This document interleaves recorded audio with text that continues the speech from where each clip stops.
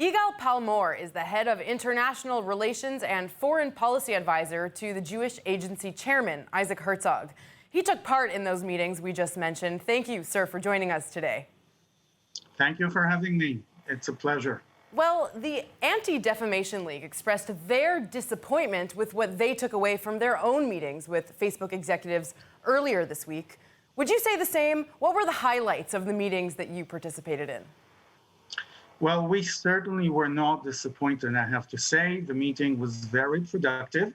We talked about the latest Facebook move, or rather the announcement of a coming move to delete and remove any mention of Holocaust denial in any content that enhances or propagates Holocaust denial theories.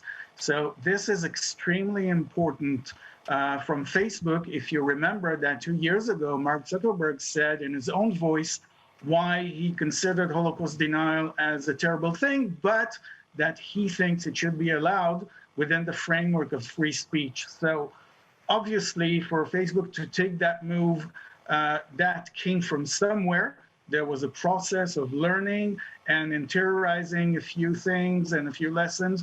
We talked about that, and we also talked about the need not just to remove content that was abusive and offensive, but also to educate the users by redirecting them to reliable sources of information regarding the Holocaust. So all of this was, I think, very useful, very productive, and it was very much in going in the way that we think things should go, not just on Facebook, but on other platforms as well. Can you tell us who exactly was involved in this meeting that you took part in? How many people were a part of this? Well, this was what the French call a petit comité, a very small and restricted meeting with Sheryl Sandberg and Isaac Herzog, and with Jordana Cutler, who represents Facebook in Israel, and myself present. That was the forum. That's it.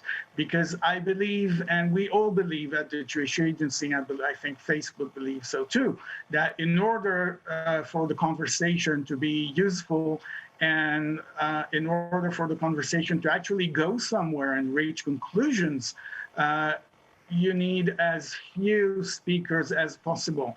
That is to say that if you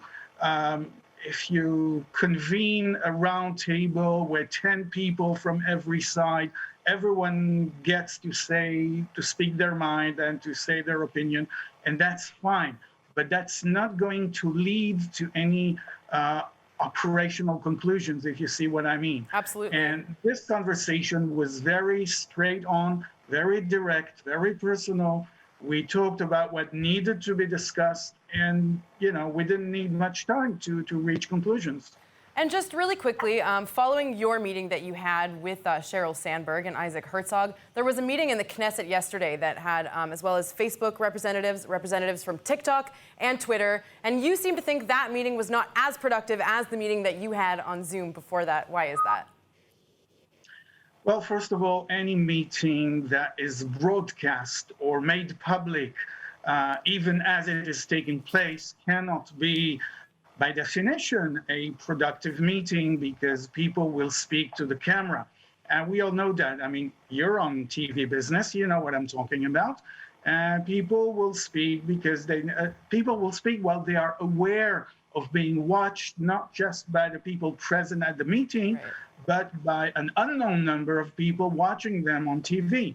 So this is like a show, right, on the public square. It's not the same as a meeting behind closed doors and getting things done. So we will definitely look to those, those small exclusive meetings to get, the real policy news. Yigal Palmor, thank you so much for being on our show today.